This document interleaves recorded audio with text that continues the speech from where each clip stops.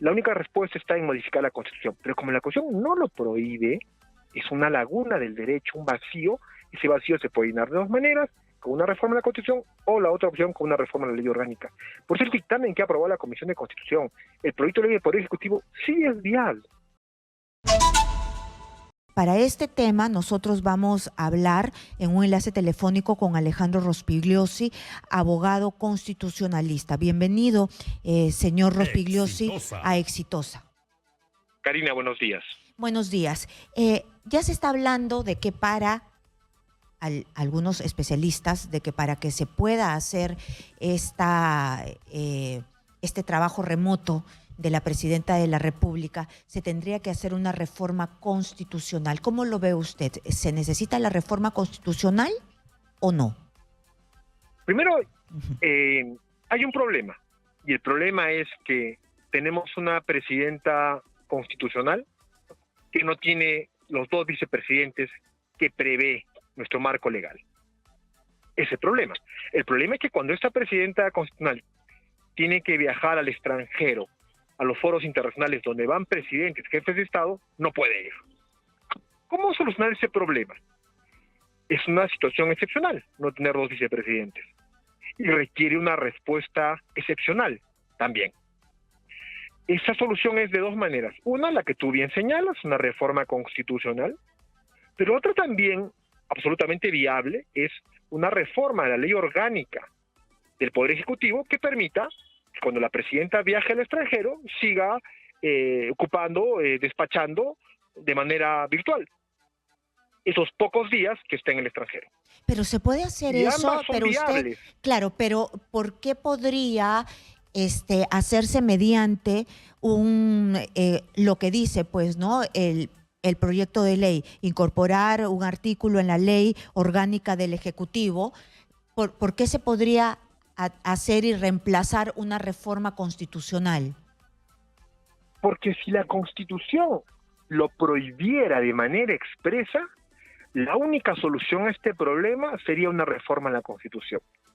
Pero como la Constitución no lo prohíbe, tampoco lo regula, es un vacío, una laguna constitucional, ese vacío se puede llenar de dos maneras: o una reforma a la Constitución completándolo, o una reforma a la ley orgánica. Entonces, la respuesta es: si la Constitución lo prohibiese, la única respuesta está en modificar la Constitución. Pero como la Constitución no lo prohíbe, es una laguna del derecho, un vacío. Ese vacío se puede llenar de dos maneras: con una reforma a la Constitución, o la otra opción, con una reforma a la ley orgánica. Por eso el dictamen que aprobó la Comisión de Constitución, el proyecto de ley del Poder Ejecutivo, sí es viable. Sí es viable, muy bien. Pero también los detractores dicen, y no sé si usted me puede dar una opinión, de que acá hay muchos problemas como para que la presidenta salga a viajar. Usted me dice, acá tenemos un problema, ¿no? La presidenta debe salir de viaje porque no tenemos, pues, nosotros un representante como el vicepresidente, el segundo vicepresidente, y este es un problema real. Y el problema real también es que nosotros acá tenemos suficientes problemas.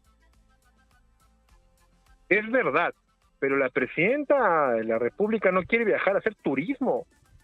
Quiere viajar en cumplimiento de la Constitución, que establece que la política exterior la lidera el presidente de la República de turno. Y más aún en una coyuntura como en la cual tenemos enemigos del Estado peruano que están denostando del Estado peruano, como por ejemplo el presidente del hermano país de Colombia o el presidente del hermano país de México. Entonces, ante una situación excepcional, se requiere una respuesta excepcional. La Constitución dice que la ley se aprueba por la naturaleza de las cosas, y no por la diferencia de las personas. Y la naturaleza de las cosas es que tenemos un ataque a la democracia peruana por esos dos defensores del expresidente golpista Castillo. Entonces, en un foro internacional que vaya a la ministra de Relaciones Exteriores, que merece el mayor respeto, no tiene el anclaje y el respaldo que lo haría un jefe de Estado de Perú. En esa mesa donde hablan todos los jefes de Estado, el Perú está subrepresentado por un ministro y no por el jefe de Estado. Entonces, es la naturaleza de las cosas que amerita una reforma a la ley orgánica del Poder Ejecutivo. Es imprescindible. Muy bien, Ahora bien, entonces aquí... ¿quiénes denostan de esto, Karina? A ver, Lo denostan el ex embajador de Perú en la OEA, el señor Harold Forsyth, que que no fue tiene el menor puesto, rubor en claro, decir lo que dice, porque él era el defensor del señor Castillo ante Pedro la OEA. Castillo.